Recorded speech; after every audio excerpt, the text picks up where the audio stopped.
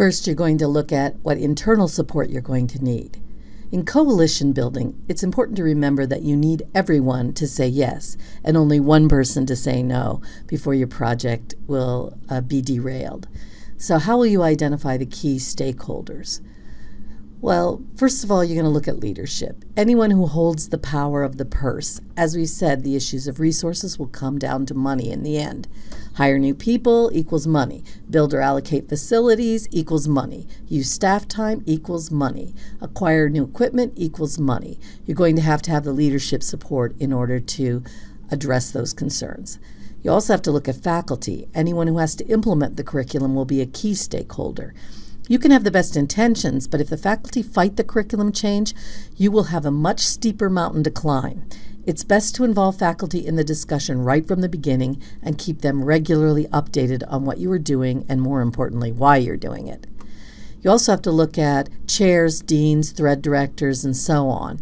Anyone who will hear from the learners if they're unhappy with the changes. Normally, these individuals have veto power over the changes anyway, so they need to be on board from the start, and their concerns need to be addressed. Here's an example. We were considering some major changes in our Year 2 curriculum. The Medical Education Committee is required to vote on any major policy changes, and changes to our testing methods was part of our proposed change, so we needed this committee's approval. Rather than writing up a formal proposal for a vote, we took a tentative proposal to them for feedback and told them that we planned to bring the formal proposal to them at the next meeting for a vote. They raised some concerns about some academic integrity issues, and we had an opportunity to make those needed adjustments before bringing it up for a vote. The proposal passed without any additional debate.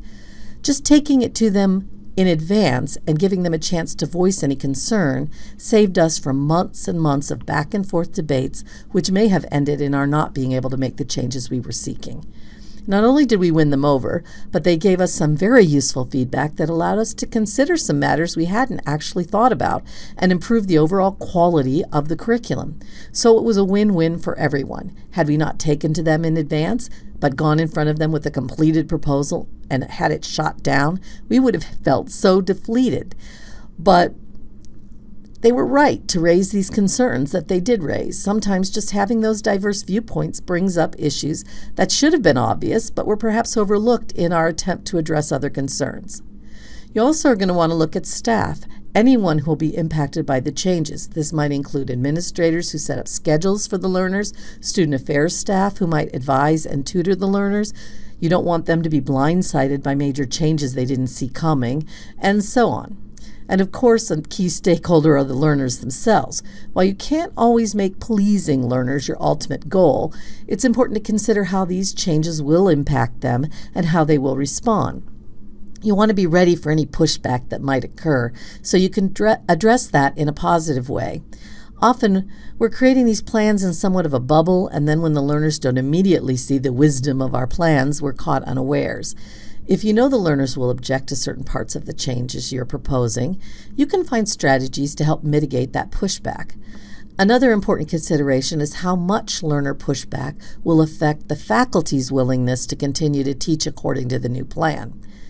If you have faculty who are dependent upon good student evaluations of teaching for their livelihood, they may start to abandon the plan if they see learners are disgruntled and they're worried about how it will impact their reviews.